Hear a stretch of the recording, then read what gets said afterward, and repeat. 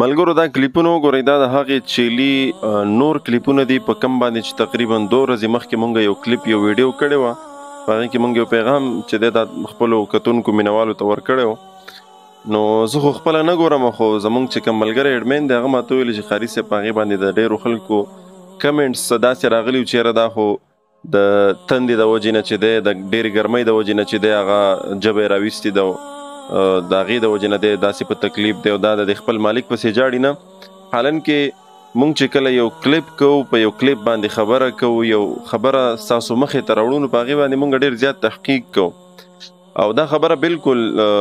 یقیني په دې ده چې په دغه ویډیو کلیپ کې تاسو کتی شئ چې د دغه چیلي حالت څه دي او ورسره د دغې مالک په دغه وخت کې د سترګو نه اوښکې روانې دي، کم سړی چې دا چیلی خرڅوي. بیا بعد کې چې چا واغستو په دغه کلیپ کې تاسو کتی شئ چې دا بوډا سړی واخلي، د دغه بوډا سړي په کور کې چې څه ټایم دا چیلی و نو تاسو ګورئ چې هغه خوراک ورکوي، خوراک نه خوري بلکې خفه پروت دی، الټه پروت دی. ټولې خبرې په دې باندې دلالت کوي چې دغه چیلی په هغه وخت کې د جړا کوله د خپل مالک پسې. خو خلک دی بلا تحقیق بس د ویډیو یو حصه وګوري بس ډایرکټ راولګي کمنټ ولیکي، دا نه وایي چې یاره راشه لږ تحقیق وکړه، د قاري صاحب مونږ ته دا خبره مخې ته راوړه، نو خامخا قاري صاحب خو په دې باندې څه تحقیق کړی که نه به یې کړی. خو په هر حال زه خپله نه ګورم، که ستاسو دا ګمان چې قاري صاحب به زمونږ کمنټ ګوري نو زه بالکل کمنټ ګورم نه او نه ورته اوزګار یم، په دې باندې تاسو خفه کېږئ مه. بس زمونږ دومره کار وي چې یو کلیپ وکړو، باقي اډمین دی بس هغې اپلوډ کوي، هغه برابروي، نو هغه بیا د هغې کار وي. نو لحاظه زه خو کمنټ نه ګورم، خو هغې راته ویل چې یاره قاري صاحب دارنګې د خلکو زیات کمنټس چې دي چې هغه دې طرف ته مایل دي چې یاره وایي چې یاره دا د ګرمۍ د وجې نه دی او څه نور تکلیف دی. ګورئ حدیث کې راځي که نه وایي د ټولو نه غټ دروغجن څوک دی،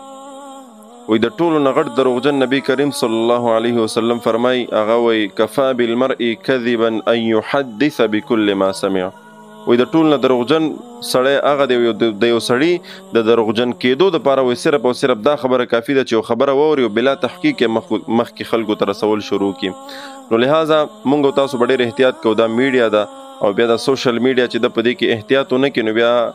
خبره ډېره بل طرف ته ځي. نو لحاظه په دغه کلیپ باندې مونږ تحقیق وکړو او د خپل تحقیق مطابق بیا چې کله دغه نور کلیپونه راغله نو دا د هغې دپاره دا کافي ده چې یاره مونږ کومه خبره کړې وه هغه بالکل صحیح وه او په هغې کې دغه د چیلي جړا چې و دا هم صحیح وه، بلکې